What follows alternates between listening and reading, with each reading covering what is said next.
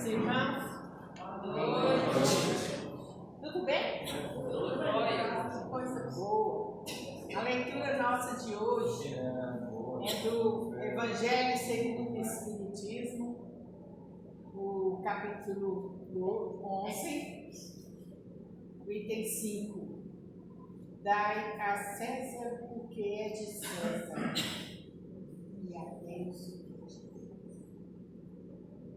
Os fariseus, tendo-se retirado, entenderam-se entre si para enredá-lo com as suas próprias palavras.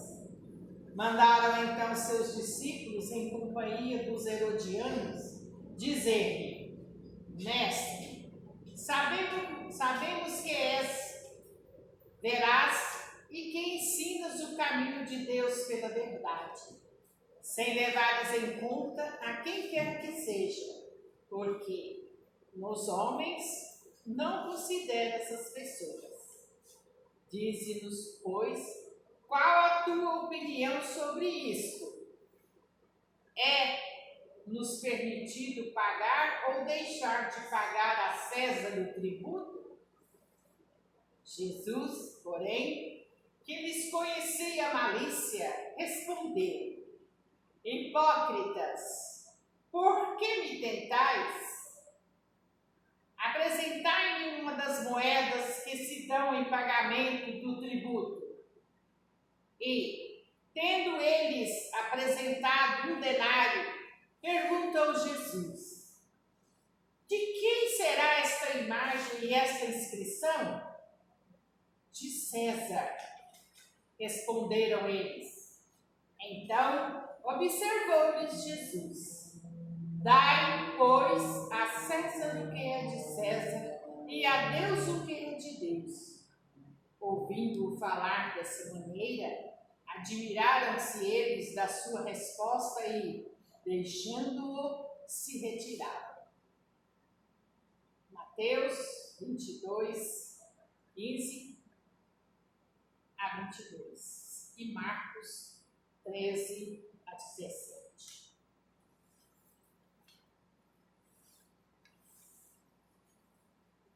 Queridos irmãos, vamos fechar os nossos olhos, deixar o nosso corpo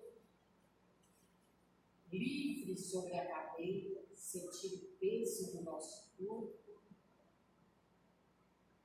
e vamos pensar em Jesus nesse momento. Que uma luz muito azul desça sobre todos nós, para que nós possamos entender as tuas lições, abrindo as nossas mentes com o poder do Espírito Santo de Deus sobre todos nós. Iluminai, Senhor, as nossas mentes, o nosso coração, a nossa vida, a nossa vivência, Senhor. Iluminai os nossos passos, o nosso trabalho. Ilumina, Senhor, sempre. Onde quer que formos, que nós possamos aprender as tuas lições de amor e bondade para com o outro, que foi a lei maior que o Senhor nos deixou. Amarmos uns aos outros como Ele nos amou. Que nós possamos hoje pensar nessas lições que Jesus trouxe para nós há mais de 2000 anos e que nós estamos até hoje tentando aprender. Mas nós aprenderemos. Nós haveremos de aprender. Que esta luz, Senhor, possa estar conosco sempre, nos incluindo sempre para o lado bom dos teus ensinamentos. Que ao sairmos daqui hoje nós possamos levar a tua luz poderosa, onde quer que formos, para que possamos compreender melhor o nosso próximo, aquele que vive conosco em casa, aquele que está no nosso trabalho, aquele que encontramos nas ruas, onde formos, Senhor, nós possamos lembrar das tuas lições e colocar em prática, Senhor, sempre com o outro que está do meu lado, com o outro que aparece em minha vida, que nós possamos aprender uns com os outros. Que seja abençoada a nossa irmã que hoje veio nos falar. Jesus esteja conosco hoje e sempre. Que assim seja.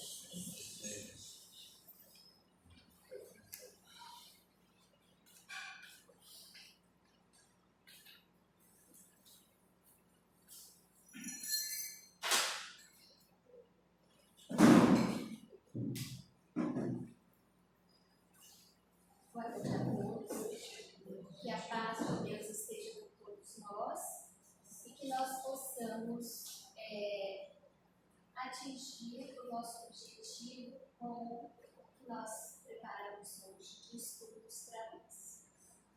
Dai a César o que é de César, como a nossa em graça e eu para nós. Então, está no Evangelho do Espiritismo, capítulo 11, que o capítulo se chama Amar ao próximo como a si mesmo. Devemos proceder para com os outros como queiramos que os outros procedam conosco. Esta é a primeira mensagem desse capítulo do Evangelho. Então, Jesus condena todo prejuízo material e moral que se possa causar a outrem, todo e qualquer prejuízo de seus interesses. Então, esse capítulo vem trazer para nós essa mensagem, que Jesus condena todo e qualquer prejuízo que nós possamos causar a alguém, inclusive a nós mesmos.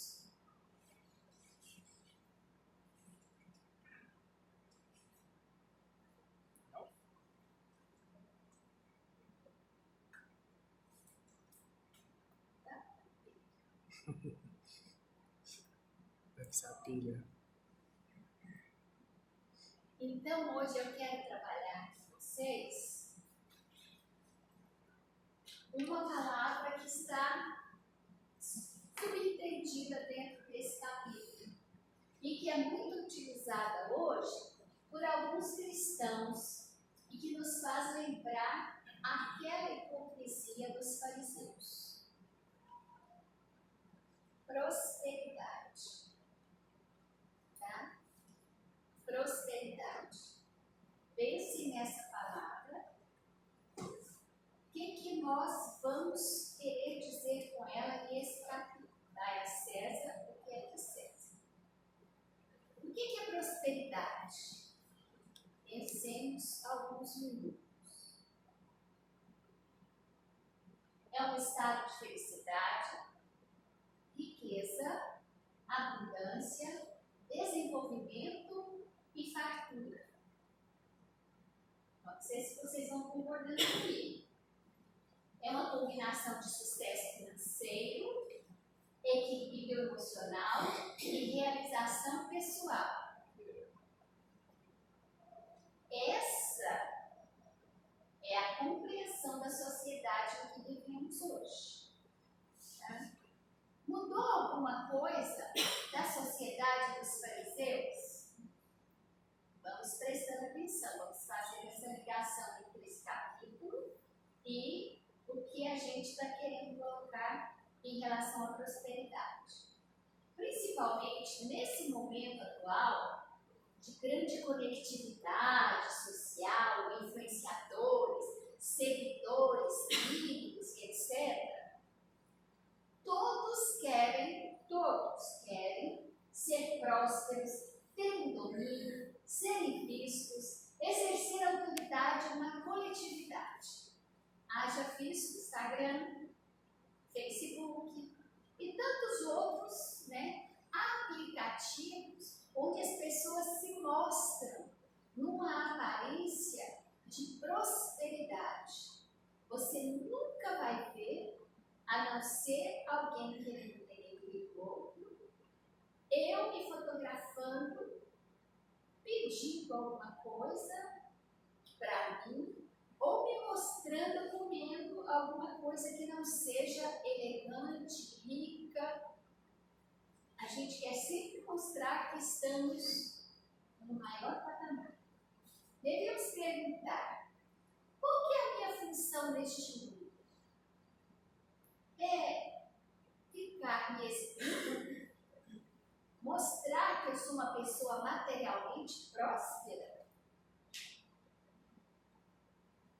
Dirão a maioria, ser bem-sucedido, ter êxito ou sucesso na vida pessoal, na vida profissional. Então, pensando em tudo isso que nós acabamos de dizer, que seria a percepção da prosperidade, Jesus era um homem próspero? Se pensamos nessa perspectiva de domínio material e poder social, creio que a resposta seria não. Agora, vocês acham que realmente Jesus não era um ser próspero, rico? Era. Aliás, o mais rico que já existiu na face da terra. Vamos refletir um pouco mais. O cristianismo condena a riqueza? Não. O espiritismo condena a riqueza? Não. É mais fácil um camelo passar em um fundo de agulha do que um rico entrar no reino dos céus. Mateus, capítulo 19, versículo 24. E aí? O que o evangelista colheu da fala, dos ensinamentos de Jesus, que traz essa perspectiva? É mais fácil um camelo passar num buraco de agulha do que um rico entrar no reino dos céus? E aí? Podemos concluir, então, que a riqueza material, a prosperidade financeira, o poder político e social são uma tarefa, uma prova que nós recebemos e não uma meta. Certo?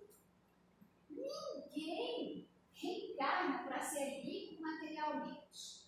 Então, fulano reencarnou para ser rico. Está no sangue dele, está na genética dele, ele vai ser rico. O poder social é uma tarefa, uma aprovação e não uma meta de vida. Tá? Então, tendo como meta ou opção cooperar com o progresso e desenvolvimento da sociedade e que haja reencarnado, daí aprova a tarefa da riqueza, mas não uma meta para o seu desenvolvimento moral e espiritual. Eu não preciso das riquezas materiais para ser próspero. Eu não preciso das riquezas materiais para poder vencer o mundo. Eu não preciso das riquezas materiais para adquirir idoneidade moral, ser caridoso. Eu só posso praticar a caridade se eu for rico. As sociedades são os grandes laboratórios do progresso. Isso é uma fala de Emmanuel. Nós, com nossas vocações, nossas profissões, vamos proporcionando a evolução, o desenvolvimento das sociedades. Então, a gente chega aqui, aprende uns com os outros, desenvolve o potencial que a gente já traz e daí a gente vai fazendo com que essa sociedade se torne próspera. Talvez eu venha com a riqueza como uma missão e faça bom uso dela. Eu venho com o poder, com a facilidade de convencer as pessoas, de liderar grupos, e aí eu vou trazendo progresso para a minha sociedade. É essa a meta, é essa a missão. No livro Pensamento e Vida, na lição número 18, Emmanuel nos explica que uma sociedade é uma imensa floresta de criações mentais. Imagine uma floresta, quantas árvores? Agora o Emmanuel fala que todas essas árvores, com todos os seus galhos, são criações mentais no nosso universo social. Então, eu crio pensamentos, eu crio vontades, eu crio força e fé, e aí eu vou buscando o desenvolvimento meu, e com isso eu me torno exemplo para outras pessoas buscarem também esse desenvolvimento, esse crescimento. Por exemplo, eu estou aqui nessa comunidade, e aí eu me junto com outras pessoas, como é real isso aqui na Casa do Caminho. Alguém em um determinado momento pensou, olha, nós recebemos algumas doações de roupa, sapato, bijuteria. E aí, o que a gente vai fazer com isso? E aí a gente sabe que duas cabeças pensam melhor que uma só. Alguém falou, vamos fazer um bazar. Quem sabe? E aí a gente põe bem baratinho, que é para as pessoas poderem adquirir. E aí o dinheiro que a gente arrecadar, a gente compra cesta básica. A gente compra coisas para organizar enxovais para as mãezinhas necessitadas. E aí isso foi crescendo, foi virando uma coisa linda, que a espiritualidade começou a dar a primeira ideia, e hoje é chamado de uma grande festa das crianças, uma festa espiritual. Então, logo, à luz do Espiritismo, a prosperidade de uma sociedade jamais poderá estar desconectada dos valores do espírito, dos valores morais. Os valores sociais é uma ferramenta a mais, mas os valores maiores, os alicerces, são os valores morais, o sentimento, o sentido que se percebe com a vida. Jesus disse, eu venci o mundo. Prestem bem atenção. E não, eu venci no mundo. Por que ele dizia? Meu reino não é nesse mundo. Então ele venceu o mundo. Ele venceu a impossibilidade e deu o exemplo de que, mesmo sem nenhum recurso material, as coisas aconteceram. Como pode o cristianismo vender essa ideia de prosperidade como riqueza material?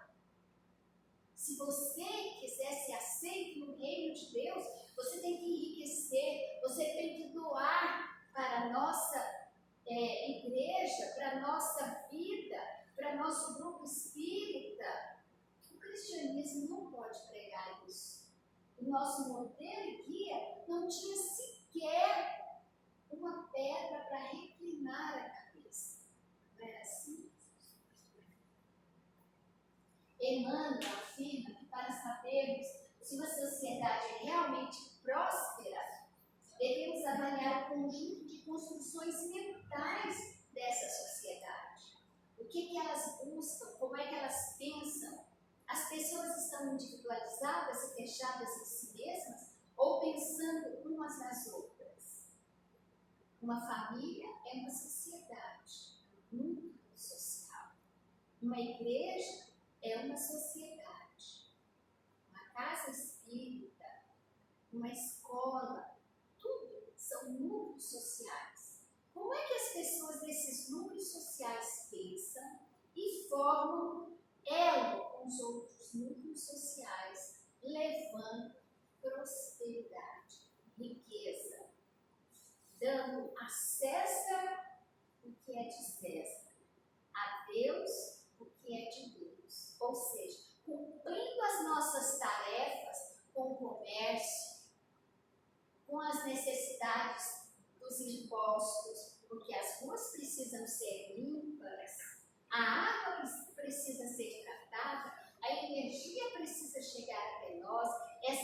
ela precisa de água, ela precisa de copinhos para água frutificada, ela precisa de material de limpeza, ela precisa de pagar toda uma manutenção, impostos. Nós não somos contra isso. Mas nós não vivemos apenas para isso. Na nossa casa também. Nós precisamos prover os nossos entes queridos de saúde, de alimento, de vestimenta, de beleza. Mas nós não vivemos só para isso.